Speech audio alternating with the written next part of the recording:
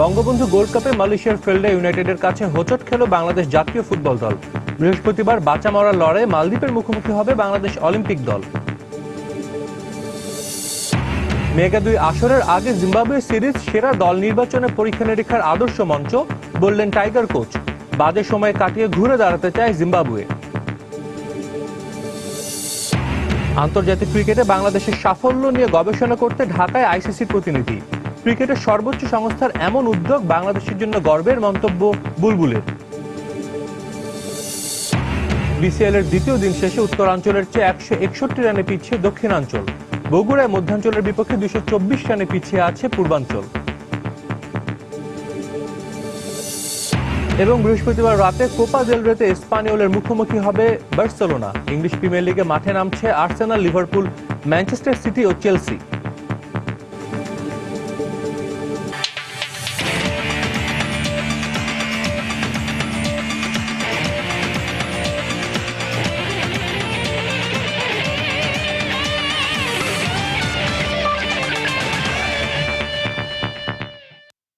মাঠ ও মাঠের বাইরের খেলাধুলার নানা উত্তাপ ছড়ানো সবশেষ খবর জানাতে আমাদের নিয়মিত আয়োজন খেলার সময়।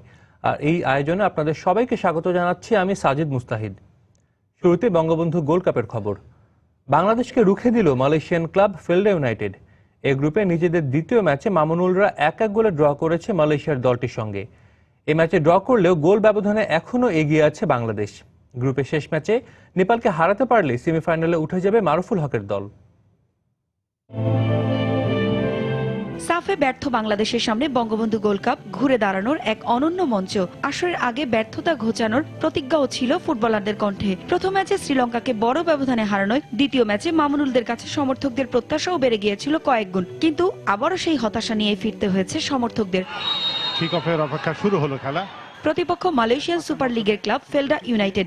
2010 সালে লিগের চ্যাম্পিয়ন হওয়া ছাড়া তেমন কোনো বড় অর্জন নেই তাদের ঝুলিতে। অথচ ঢাকা পর্বের প্রথম ম্যাচে সেই তাদের বিপক্ষেই হাঁসফাঁস করতে হয়েছে মামুনুলদের। দারুণভাবে বাঁদিকে ঝাঁপিয়ে বঙ্গবন্ধু স্টেডিয়ামে ম্যাচের 9 মিনিটে লিড পাওয়ার সুযোগ পেয়েছিল ফেলডা ইউনাইটেড, কিন্তু আহমেদ ইয়াহিয়া শট রুখে দিয়ে প্রাথমিক ধাক্কা সামাল দেন গোলরক্ষক রানা। আবারও ফিরতি গোল হওয়ার 34 মিনিটে আবারও সেই ইয়াহিয়ার গোলে লিডের সুযোগ, কিন্তু এবারও বাধার প্রাচীর হয়ে দাঁড়ান রানা। দারুণ খেলেছেন, অবশ্যই বলতে হবে, দারুণ দৃঢ়তার পরিচয় দিয়েছেন। 2 মিনিট পর নিশ্চিত গোলের সুযোগ পেয়েও তা কাজে লাগাতে ব্যর্থ হন সাখাওয়াত হোসেন রনি। দারুণ একটা সুযোগ পেয়ে গিয়েছিল ওখানে, কিন্তু সাখাওয়াত হোসেন রনি উল্টো তাদের উপর আরো চড়া হয়ে ওঠে ফেলডা ইউনাইটেড, কিন্তু বারবারই দলকে রক্ষা করেছেন গোলরক্ষক রানা। তবে 55 মিনিটে আর পেরে ওঠেননি তিনি। হাসান জাইদির ক্রস আর মোহাম্মদ হাদিনের শট জালে জড়ালে 1-0 লিড পায় মালয়েশিয়ার ক্লাবটি। হতাশ হয়ে পড়ে পুরো বঙ্গবন্ধু স্টেডিয়ামের কয়েক হাজার দর্শক। মোহাম্মদ হাদিন গোল করলেন, ডিফেন্স থেকে উঠে এসে গোলটি করলেন। তবে 76 মিনিটে ম্যাচে সমতা আনে মারুফুল হকের দল। হেমন্তর জায়গায় মাঠে নেমে দীর্ঘদিন পর জাতীয় দলের হয়ে গোল পেলেন মিঠুন চৌধুরী। গোল, দারুণ একটি গোল, দেখার মতন। সেই সঙ্গে দলকেও এনে দিলেন স্বস্তির সমতা। ম্যাচের বাকি সময় আক্রমণ আর পাল্টা আক্রমণের সময় গড়ালেও আর গোল হয়নি। ফলে পয়েন্ট ভাগাভাগি করেই মাঠ ছেড়েছে ফেলডা ইউনাইটেড ও বাংলাদেশ। লম্বা বাঁশি বাজিয়ে জানালেন যে পারভিন আক্তার, সময় সংবাদ, ঢাকা। ম্যাচ কিন্তু শ্রীলঙ্কার বিপক্ষে জিতলেও দ্বিতীয় ম্যাচে মালয়েশিয়ার ফেলডা ইউনাইটেডের সঙ্গে ড্র করায় হতাশ বাংলাদেশের কোচ মারুফুল হক। দলের প্রতিটি বিভাগে দুর্বলতা ছিল স্পষ্ট। তবে পরের ম্যাচে ভুল শুধরে ফুটবলাররা আরও ভালো করবে বলে প্রত্যাশা বাংলাদেশ কোচের। এদিকে ড্র করলেও মালয়েশিয়ান দলটির মাঠের পারফরমেন্সে সন্তুষ্ট কোচ ইরফান বক্তি। আমাদের যে গেম প্ল্যান ছিল, লম্বা খেলা, দুইটা স্ট্রাইকারের যে মুভমেন্ট, সেটা ফার্স্ট হাফে খুব একটা হয় নাই। তারপরেও দুইটা 1 ভার্সেস 1 ছিল, ওটা মিস হওয়াতে টিমটা একটু প্রেশারে ছিল। সেকেন্ড হাফে মিডফিল্ডে একটা বাড়ানোর পরে আমরা হয়তো ম্যাচে ফিরেছি। ফার্স্ট টাইমে সুযোগগুলো 1v1 সিচুয়েশনে কিন্তু আমরা বেশি পেয়েছি, যদিও ওদের একটা বারে লেগেছে। তারপরে 1v1 সিচুয়েশনে আমরা 3-4টা পেয়েছি, এগুলো গোল করা উচিত ছিল। প্রথম ম্যাচে আমার ফুটবলাররা খুব একটা ভালো খেলতে পারেনি। দলে অনেক তরুণ ফুটবলার আছে, কিন্তু এই ম্যাচে ওরা অনেকটা নিজেদের সূত্রে ভালো খেলেছে। আশা করছি শেষ ম্যাচে শ্রীলঙ্কাকে হারিয়ে সেমিফাইনালে উঠতে পারবো আমরা। বঙ্গবন্ধু গোল্ড কাপের শুরুতে আশা দেখিয়েছিল বাংলাদেশ, কিন্তু মালয়েশিয়ার ক্লাব ফেলডা ইউনাইটেডের বিপক্ষে 1-1 গোলের ড্রয়ে সে আশা রূপ নিল হতাশায়। এই ড্র যে অনেকের কাছেই হারের সমান। প্রচারের অভাবে গ্যালারিতে প্রত্যাশার থেকে দর্শক অনেক কম থাকলেও যারা এসেছিলেন বাড়ি ফিরেছেন একরাশ বিষণ্ণতাকে সঙ্গী করে। বঙ্গবন্ধু গোল্ড কাপ দেশের ইতিহাসের অন্যতম বড় টুর্নামেন্টে স্বাগতিকদের খেলার দিন এবং দর্শক শূন্য গ্যালারি যেন বাংলাদেশের ফুটবলের প্রতীকী এক ছবি। তবে যত সময় গড়ায় তত বাড়ে দর্শকের আনাগোনা। তাও পুরোটা স্টেডিয়াম ভরাতে পারেনি ফুটবল প্রেমীরা। উপস্থিত যে কজন ছিলেন তারাও দায়টা চাপালেন বাংলাদেশ ফুটবল ফেডারেশনের উপর। যথেষ্ট প্রচার প্রচারণার যে বড্ড অভাব। যদি বাফুজ আরেকটা প্রচারণা চালাতো বা মিডিয়া যদি আরো প্রচারণা হতো তাহলে আজকে এত খালি দর্শক আসতো না। ঢাকা শহরে সেরকম ভাবে কোনো বিলবোর্ড দেখতে পাই না, টিকিট নিয়ে অনিয়ম হয়েছে। খোদ টিকিট বিক্রেতারাও জানালেন আক্ষেপ, হাতে বরাদ্দ টিকিট তো আছেই, আর যা বিক্রি হয়েছে তারও পুরোটা দাম পায়নি অনেকেই। বেচাই না একবারে নাই, 100 টাকার টিকিট 30 টাকা করে বেশি। প্রচার হয় নাই ভালো করে, পাবলিকে জানে না, তার জন্য আসেনি। অল্প দর্শক যারা আছেন তারাও হতাশ। মালয়েশিয়ার কথা বলে যে ফেলডে ইউনাইটেডের বিপক্ষে ম্যাচ দেখতে হয়েছে তাদের, আর এই বিষাদে যোগ হয়েছে ড্রয়ের আক্ষেপ। তবুও আশায় বুক বাঁধেন অনেকেই। ঘরে টুর্নামেন্টের কাপটা ঘরেই রাখার স্বপ্ন সমর্থকদের মনে। থেকে শুনে আসি মালয়েশিয়ার সাথে বাংলাদেশে আজকে খেলে আছে, সেই খেলা দেখার জন্য মাঠে আসি, কিন্তু মাঠে আসি পাইছি কি বাংলাদেশের সাথে মালয়েশিয়া যে খেলছে এটা আসলে মালয়েশিয়ার জাতীয় দল না, এটা একটা ক্লাবের দল। ড্রটা মানা যায় না, একটা ক্লাব টিমের বিরুদ্ধে একটা ন্যাশনাল টিম তাও পূর্ণ শক্তি নিয়ে নামবে আর ড্র করবে, আসলে সেটা মানাটা বড়ই দুঃখজনক। বাংলাদেশ এখান থেকে সেমিফাইনালে গিয়ে খুব সহজেই ফাইনালে যেতে পারবে এবং আমরা আশা করি গতবারের যে আমাদের যে ব্যর্থতা ফাইনালে চ্যাম্পিয়ন না হতে পারার, সেটাকে এবার আমরা ঘুচাবো এবং অবশ্যই আমরা এবার চ্যাম্পিয়ন হবো ইনশাআল্লাহ। যেসব টিমগুলো এসেছে তো জাতীয় পর্যায়ে অতগুলো দল আসেনি, তো সেই হিসেবে আমার মনে হয় বাংলাদেশ এবার ফাইনাল খেলতে পারে, তো ইনশাআল্লাহ আমরা এবার চ্যাম্পিয়ন হবো। তবে ফুটবল সংশ্লিষ্টদের প্রত্যাশা নকআউট পর্বে আরো বেশি দর্শক সমাগম দেখা যাবে বঙ্গবন্ধু স্টেডিয়ামে। রায়হান মাসুদ, সময় সংবাদ, ঢাকা। এদিকে বুধবার দিনের প্রথম ম্যাচে শ্রীলঙ্কাকে 1-0 গোলে হারিয়ে আসরে প্রথম জয় দেখা পেয়েছে নেপাল। এই জয় সেমিতে খেলার স্বপ্ন টিকে রইল নেপালের। বাংলাদেশের বিপক্ষে ম্যাচের আগে এমন জয় দলকে বাড়তি আত্মবিশ্বাস যোগাবে বলে মনে করেন নেপাল কোচ বালগোপাল মাহারজান। অন্যদিকে হারের কারণ হিসেবে খেলোয়াড়দের অভিজ্ঞতার অভাবকে দায়ী করেছেন লঙ্কান কোচ সাম্পাথ পেরেরা। এ গ্রুপের প্রথম ম্যাচে মালয়েশিয়ার বিপক্ষে নেপালের ড্র, অন্যদিকে বাংলাদেশের বিপক্ষে হেরে বঙ্গবন্ধু গোল্ড কাপ শুরু শ্রীলঙ্কার। এবার তাই গ্রুপ পর্বের দ্বিতীয় ম্যাচে দু দলের দরকার ছিল জয়। বঙ্গবন্ধু স্টেডিয়ামে শ্রীলঙ্কার বিপক্ষে মাঠে নেমে যেন আর তর্স হয়েছিল না নেপালের। তাই তো ম্যাচের বয়স যখন মাত্র 4 মিনিট, তখনই আনজান বিস্তার ক্রস থেকে পাওয়া বল লঙ্কানদের জালে জড়িয়ে নেপালকে লিড এনে দেন বিমল মাগার। এরপর প্রথমার্ধের 32 মিনিটে গোল পরিশোধের দারুণ সুযোগ মিস করে শ্রীলঙ্কা। অন্যদিকে লিড নিয়ে থেমে থাকেনি নেপালও। প্রথমার্ধের অতিরিক্ত সময়ে গোলের দারুণ সুযোগ হাতছাড়া করে সাফের সেমিফাইনালিস্টরা। বিরতির পর ফিরেও বেশ কয়েকবার আক্রমণে যায় লঙ্কানরা, কিন্তু নেপালের শক্ত রক্ষণভাগ ও স্ট্রাইকারদের ফিনিশিং এর অভাবে তার একটিও কাজে লাগাতে পারেনি সাম্পাথ পেরেরার শিষ্যরা। ফলে জয় পেয়ে পুরো 3 পয়েন্ট নিয়ে মাঠ ছাড়ে বালগোপাল মাহারজানের দল। পরপর 2 ম্যাচে হারের কারণ হিসেবে দলের খেলোয়াড়দের অভিজ্ঞতার অভাবকে বড় করে দেখছেন লঙ্কান কোচ সাম্পাথ পেরেরা। অন্যদিকে পরবর্তী ম্যাচের আগে এমন জয় দলকে বাড়তি আত্মবিশ্বাস যোগাবে বলে বিশ্বাস নেপাল কোচ মাহারজানের। আসলে অভিজ্ঞতা অনেক বড় একটা ব্যাপার, যেটা আমার দলের ছেলেদের নেই, আর এই কারণেই আমরা পরপর 2টি ম্যাচ হেরেছি। প্রথম ম্যাচে ড্র করায় এই ম্যাচটাতে জয় পাওয়া জরুরি হয়ে পড়েছিল আমাদের জন্য। আশা করি পরবর্তী ম্যাচের আগে এটা বাড়তি আত্মবিশ্বাস যোগাবে ছেলেদের। আসরে টিকে থাকার লড়াইয়ে শুক্রবার বাংলাদেশের মুখোমুখি হবে নেপাল। ফারজানা মুমু, সময় সংবাদ, ঢাকা। বৃহস্পতিবার বঙ্গবন্ধু গোল্ড কাপের বি গ্রুপের গুরুত্বপূর্ণ ম্যাচে মাঠে নামবে বাংলাদেশ অলিম্পিক দল। প্রতিপক্ষ সাফের সেমিফাইনালিস্ট মালদ্বীপ। বঙ্গবন্ধু স্টেডিয়ামে ম্যাচটি শুরু হবে সন্ধ্যা 6:30টায়। প্রথম ম্যাচে এগিয়ে গিয়েও শেষ পর্যন্ত ড্র নিয়ে সন্তুষ্ট থাকতে হয় বাংলাদেশ অলিম্পিক দলকে। স্ট্রাইকারদের ব্যর্থতায় পয়েন্ট ভাগাভাগি করতে হয় জনি তোকলিসদের। তাই মালদ্বীপের বিপক্ষে ম্যাচে ঘুরে দাঁড়াতে চায় গঞ্জালো মরেনের দল। যদিও কাজটা সহজ হবে না স্বাগতিকদের জন্য, কেননা সেরা দল না নিয়ে এসেও প্রথম ম্যাচে দুর্দান্ত খেলে কম্বোডিয়ার বিপক্ষে জয় পেয়েছে মালদ্বীপ। তাই এই ম্যাচ জিতলেই সেমিফাইনাল নিশ্চিত হয়ে যাবে রেড স্ন্যাপার্সদের। তাই স্বাগতিকদের কোনো ছাড় দেবে না আসরের সবচেয়ে হাই প্রোফাইল কোচ রিকি হার্বার্টের দল। অন্যদিকে সেমিতে খেলার স্বপ্ন বাঁচিয়ে রাখতে বাংলাদেশের সামনে জয় ভিন্ন নেই কোনো বিকল্প। তাই ফুটবলাররাও মুখিয়ে আছেন নিজেদের সেরাটা দিতে। যদিও রনের ইনজুরির কারণে এই ম্যাচে বাংলাদেশ দলে আসবে পরিবর্তন। লাস্ট ম্যাচের ভিডিও দেখানো হয়েছে আমাদের কি কি ভুল ছিল এগুলো দেখানো হয়েছে, এগুলো নিয়ে কাজ করছে কোচ মাঠে। নেক্সট ম্যাচে ইনশাআল্লাহ আমরা এগুলো রিকভার করে ভালো করে মালদ্বীপ বেশ কঠিন প্রতিপক্ষ, তবে আমার বিশ্বাস প্রথম ম্যাচের ভুলগুলো শুধরে এই ম্যাচে ছেলেরা আরো ভালো খেলবে। টাইগার ক্রিকেট প্রসঙ্গ।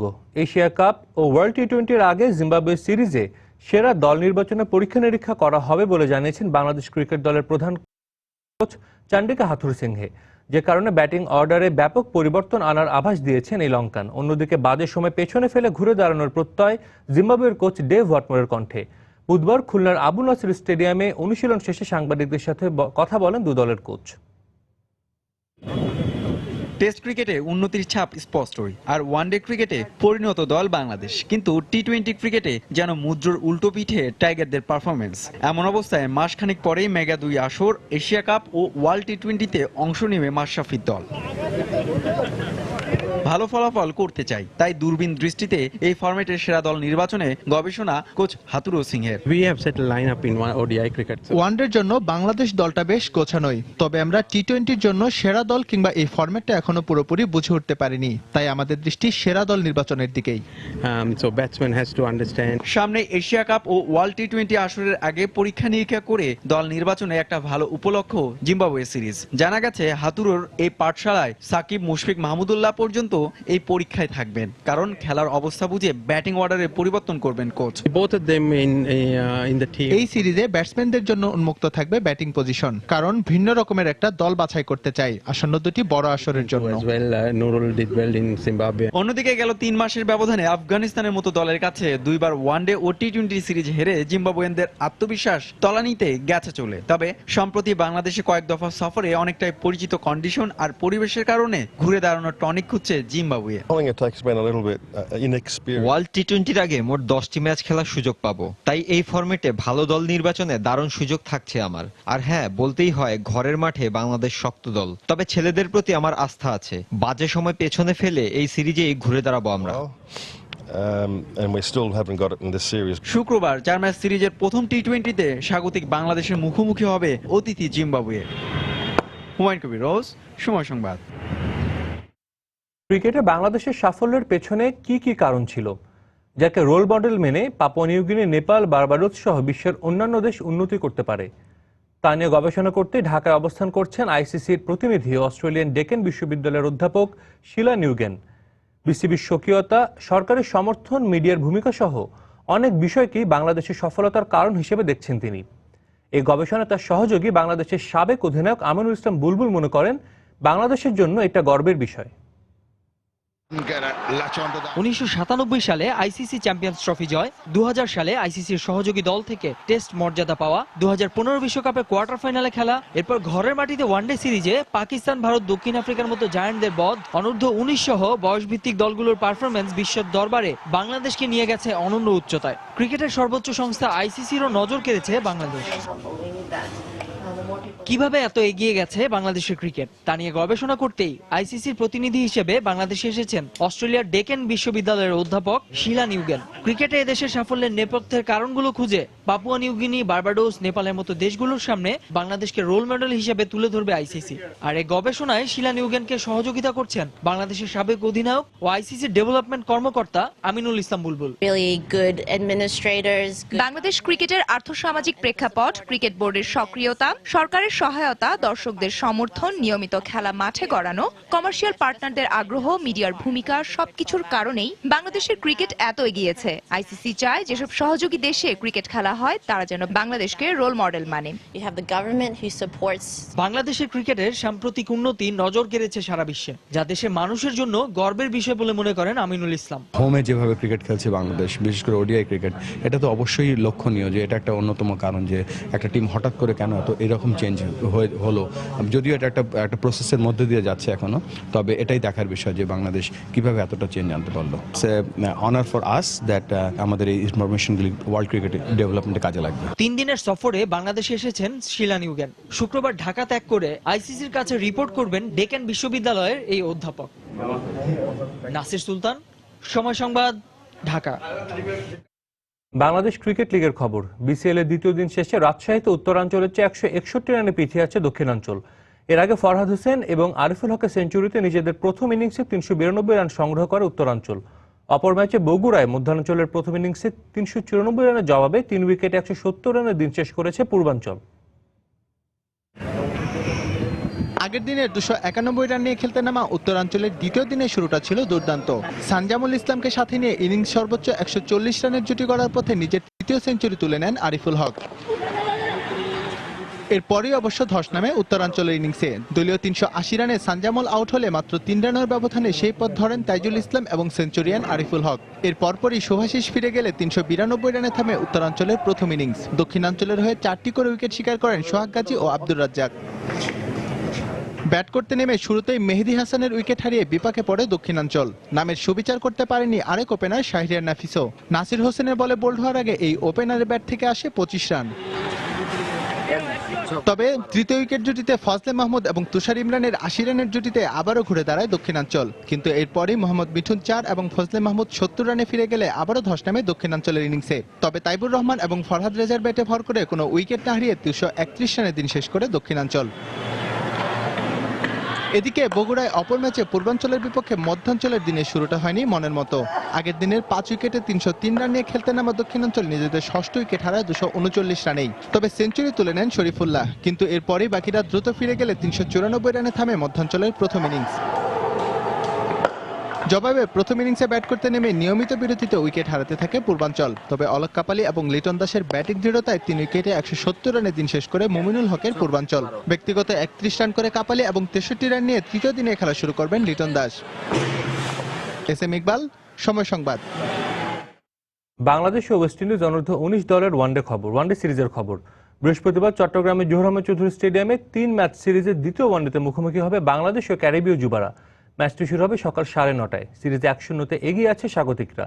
বোলারদের দাপটে প্রথম ওয়ানডেতে দাপুটে জয় পেয়েছে মেহেদী হাসান মিরাজের দল। তাই দ্বিতীয় ম্যাচ জিতলে সিরিজ জয় নিশ্চিত হবে ইয়াং টাইগারদের।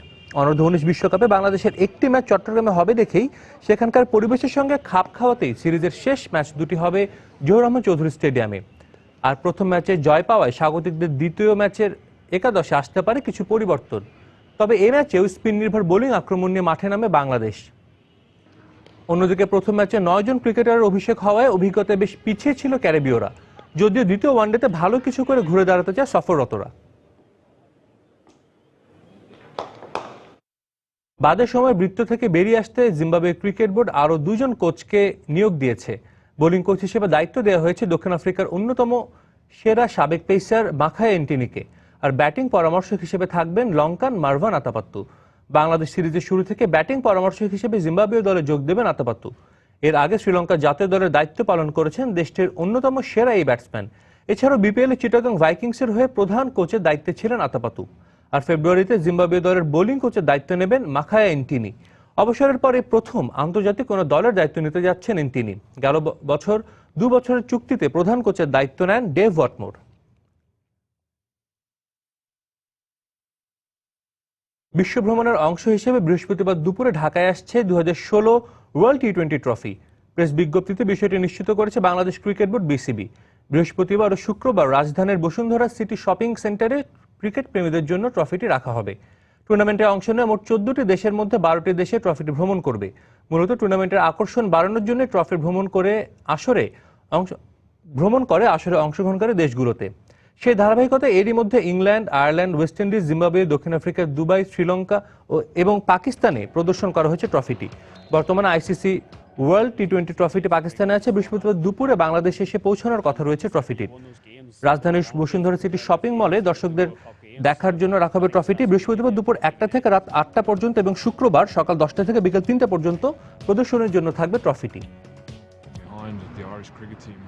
কোপা দেল রের খবর। কোয়ার্টার ফাইনাল নিশ্চিত করার লড়াই দ্বিতীয় লেগে স্বাগতিক এসপানিওলের মুখোমুখি হবে বর্তমান চ্যাম্পিয়ন বার্সেলোনা। নু ক্যাম্পে প্রথম লেগে কাতালানরা 4-1 গোলে হারিয়েছিল এসপানিওলকে। বৃহস্পতিবার বাংলাদেশ সময় রাত 2টায় শুরু হবে কাতালান ডার্বি। অপর ম্যাচে অ্যাটলেটিকো বিলবাওয়ের মুখোমুখি হবে ভিয়ারিয়াল। প্রথম লেগে স্বাগতিক অ্যাটলেটিকো ক্লাব 3 গোলে হারিয়েছিল ভিয়ারিয়ালকে। 5 নম্বরটিকে এখন থেকে একটু আলাদাই গুরুত্ব দিতে পারে বার্সেলোনা, কারণ গেল বছর ক্লাব ফুটবলের 5টি গুরুত্বপূর্ণ শিরোপা ঘরে তুলেছে কাতালানরা। কম যান না দলের প্রাণভোমরা লিওনেল মেসি। সদ্যই পঞ্চমবারের মতো ফিফা বর্ষসেরা ফুটবলার পুরস্কার ব্যালন ডিওর জিতে নেন এই খুদে ফুটবল জাদুকর।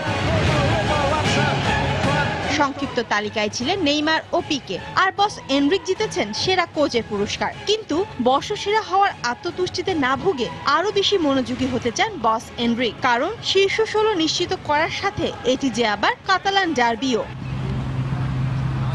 বার্সেলোনা লা লিগার অন্যতম সফল দল হলেও স্পানিওলের বিপক্ষে সবচেয়ে বেশি ম্যাচ হেরেছে। যদিও গেল 14 ম্যাচে কাতালানদের বিপক্ষে কোনো জয় পায়নি দ্য হোয়াইট অ্যান্ড ব্লুরা। গুরুত্বপূর্ণ এই ম্যাচে ইনজুরি আক্রান্ত ভিদাল ও আর্দা তুরানের সাথে নিষেধাজ্ঞার কারণে থাকছেন না লুইস সুয়ারেজ।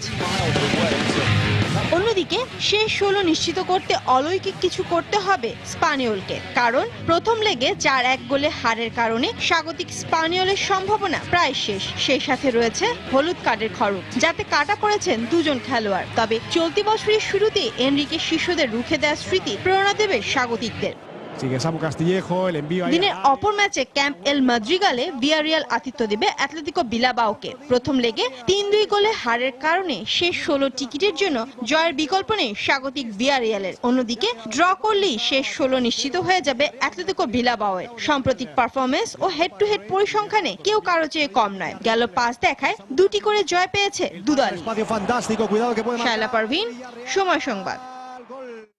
খেলার সময়ে আরও যা দেখবেন: বিজয় দিবস টেনিস টুর্নামেন্ট প্রস্তুতিতে সহায়ক হলে পদক জয়ের জন্য যথেষ্ট নয় মন্তব্য ম্যানেজারের। সীমাবদ্ধতাকে পাশ কাটিয়ে ভালো করার প্রত্যয় খেলোয়াড়দের।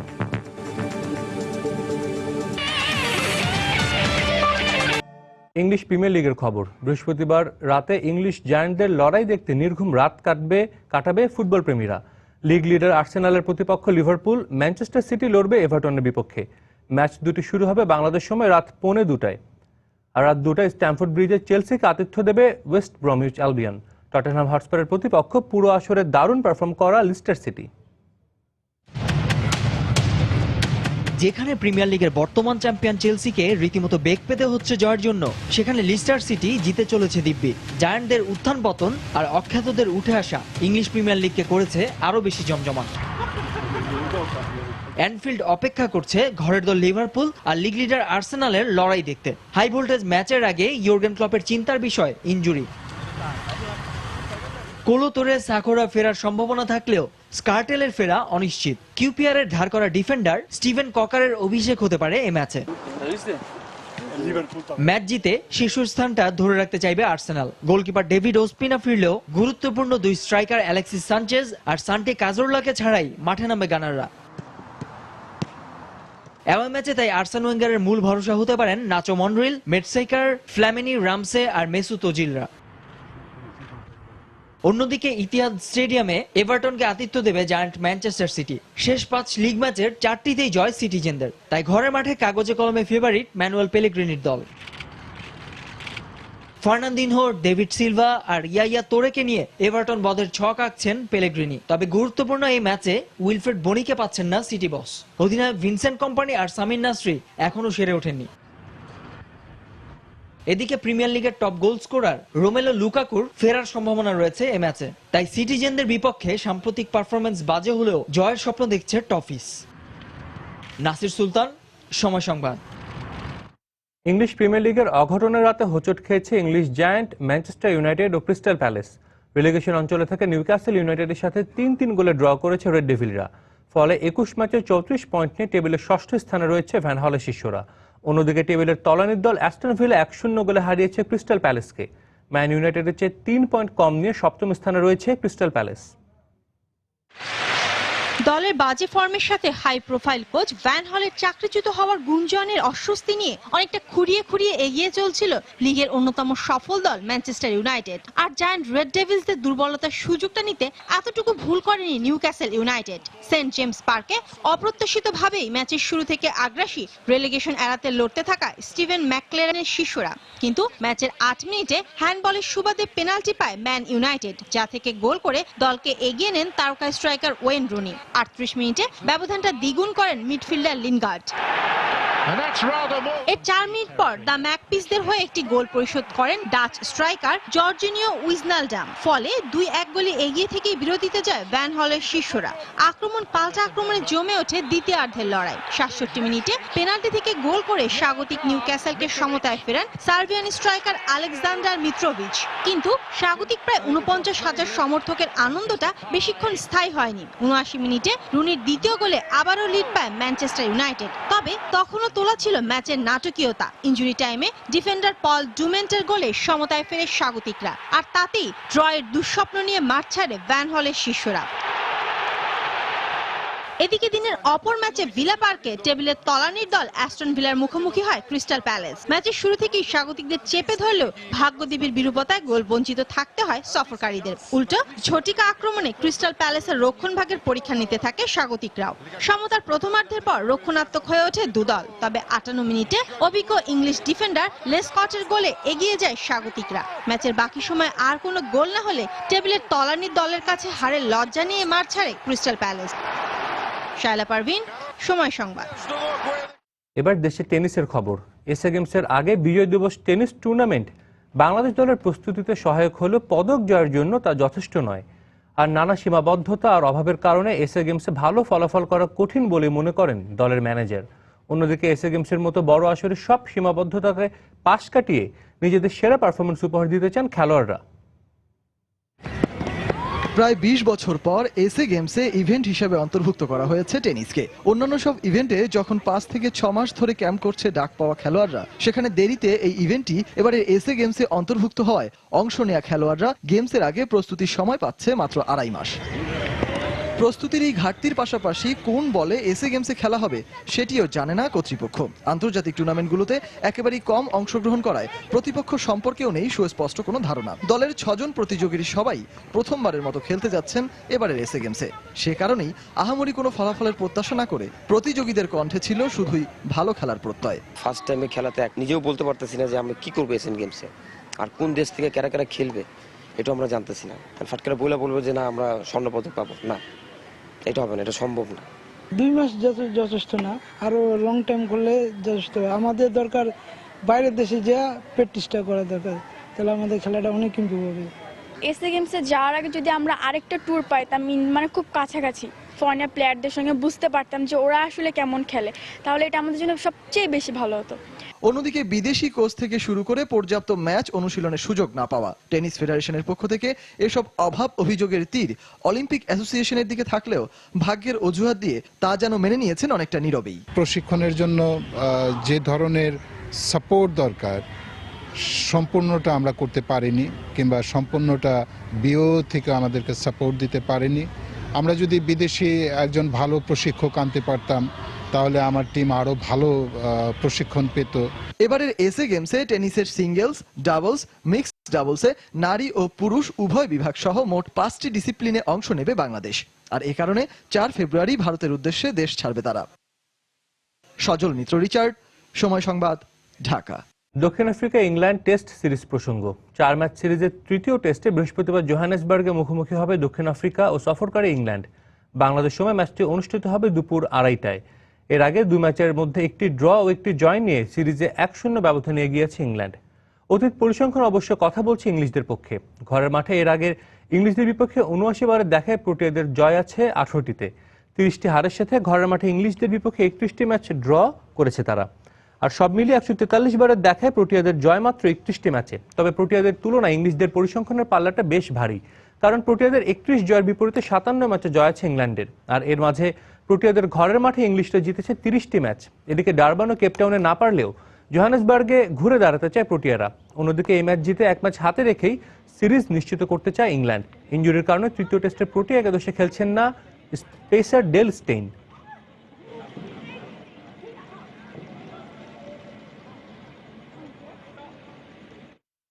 দক্ষিণ আফ্রিকার অধিনায়ক এবি ডিভিলিয়ার্সের অবসরে যাওয়ার বিষয়টি বেশ কিছুদিন ধরেই বাতাসে ভেসে বেড়াচ্ছে। তবে এতদিন বিষয়টি অস্পষ্ট থাকলেও এবার স্বয়ং ভিলিয়ার্স নিজেই গুঞ্জনের উত্তর দিলেন, জানালেন অবসরে যাওয়ার কোনো সিদ্ধান্ত এখনও নেননি তিনি। তবে গুঞ্জনের সত্যতা একেবারেই উড়িয়ে দেননি তিনি। জানিয়েছেন ক্রিকেট মাঠে কয়েক বছর ধরে উপভোগ করছেন না তিনি। বিষয়টি নিয়ে গেল 2-3 বছর ধরে সতীর্থদের সাথে কথাও বলেছেন বলে জানান ডিভিলিয়ার্স। সেই সাথে এর একটি সমাধান খুঁজে পাবেন বলেও আশা প্রকাশ করেছেন। তাছাড়া নিজের ক্রিকেট ক্যারিয়ার নিয়ে ভবিষ্যতে বড় ধরনের পরিকল্পনা আছে বলেও জানান দক্ষিণ আফ্রিকার হয়ে 104 টেস্ট, 195 ওয়ানডে ও 63টি টি-20 খেলা ডিভিলিয়ার্স। স্পট ফিক্সিং এর দায়ে আন্তর্জাতিক ক্রিকেটে 5 বছরের নিষেধাজ্ঞা কাটানোর পর সম্প্রতি দলে ফিরেছেন পাকিস্তানের পেসার মোহাম্মদ আমির। তার এই প্রত্যাবর্তনকে স্বাগত জানিয়েছেন দলের আরেক পেসার ওয়াহাব রিয়াজ। তাছাড়াও আমির ফেরায় দলের বোলিং লাইন আপ আরও শক্তিশালী হবে বলে মনে করেন এই বাঁহাতি পেসার। নিষেধাজ্ঞা কাটিয়ে সম্প্রতি বাংলাদেশ প্রিমিয়ার লিগের মাধ্যমে আবারও ক্রিকেটে ফেরেন আমির। টুর্নামেন্টে 5.56 ইকোনমি রেটে 14 উইকেট শিকার করেন এই বাঁহাতি। 3 ওয়ানডে ও 3টি টি-20 খেলতে বর্তমানে নিউজিল্যান্ড সফর করছে পাকিস্তান। 15 জানুয়ারি অকল্যান্ডে হবে সিরিজের প্রথম টি-20।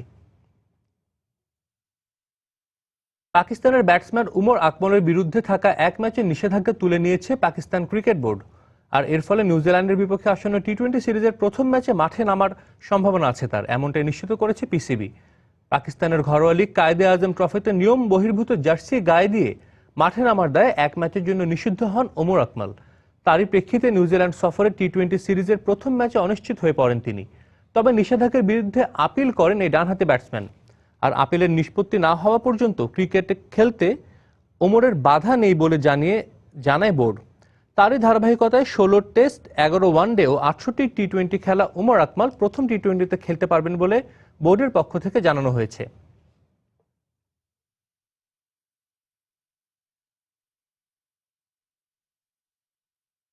দুর্নীতির অভিযোগে ফিফা থেকে একের পর এক রাঘব বোয়ালদের ছাঁটাইয়ের তালিকায় যুক্ত হলো আরেকটি নাম, জেরোমে ভালকে। বিশ্বকাপের টিকিট বিক্রির দুর্নীতির সাথে জড়িত থাকায় বরখাস্ত হন ফিফার মহাসচিব ভালকে। কয়েক মাস আগে তার বিরুদ্ধে দুর্নীতির অভিযোগ ওঠার পরই ফিফার এথিক্স কমিটি সাময়িকভাবে বরখাস্ত করে জেরোমকে। পরবর্তীতে প্রায় 3.5 মাস তদন্তের পর দুর্নীতির সাথে জড়িতের অভিযোগ প্রমাণিত হওয়ায় তাকে মহাসচিবের পদ থেকে চূড়ান্তভাবে বহিষ্কারের সিদ্ধান্ত নেয় ফুটবলের সর্বোচ্চ সংস্থা ফিফা। এর পাশাপাশি সব ধরনের ফুটবল কার্যক্রম থেকে তাকে 9 বছরের জন্য নিষিদ্ধের সুপারিশও করে ফিফার এথিক্স কমিটি। তবে 55 বছর বয়সে এই ফরাসি ফুটবল সংগঠক অবশ্য তার বিরুদ্ধে ওঠা সমস্ত অভিযোগ অস্বীকার করেছেন। দুর্নীতির দায়ে 8 বছরের জন্য নিষিদ্ধ হওয়া ফিফার সাবেক সভাপতি সেপ ব্ল্যাটারের বেশ ঘনিষ্ঠজন ছিলেন ভালকে। এদিকে ফিফার দুর্নীতির সাথে জড়িত থাকার অভিযোগে গুয়েতেমালা ফুটবল ফেডারেশনের সাবেক প্রধানকে গ্রেফতার করেছে দেশটির পুলিশ।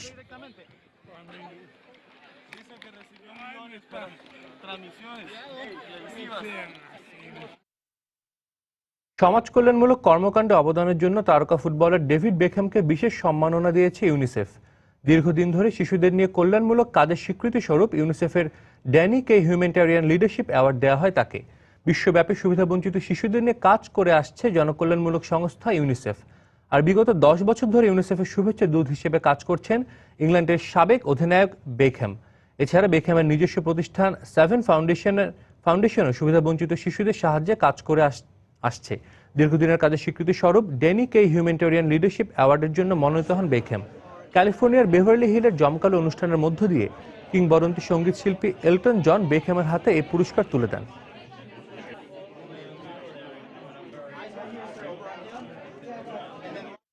রিয়াল মাদ্রিদের রোনালদোর মূর্তির পেছনে মেসির নাম আর জার্সি নম্বর লিখে অপ্রীতিকর ঘটনা ঘটিয়েছে অতি উৎসাহী কিছু ফুটবল প্রেমীরা। রাতের আধারে কে বা কারা এই কাজটি করেছে জানা না গেলেও ধারণা করা হচ্ছে এই কাণ্ড 5 বার ব্যালন ডি'র জয়ী মেসি ভক্তদের। কে সেরা, মেসি না রোনালদো, এই মধুর দ্বন্দ্বে সবসময় মুখরিত থাকে আন্তর্জাতিক ফুটবল অঙ্গন। সম্প্রতি রোনালদো আর ক্লাব সতীর্থ নেইমারকে পেছনে ফেলে 5মবারের মতো সেরা ফুটবলারের খেতাব জিতে রেকর্ড গড়েন এই ক্ষুদে জাদুকর।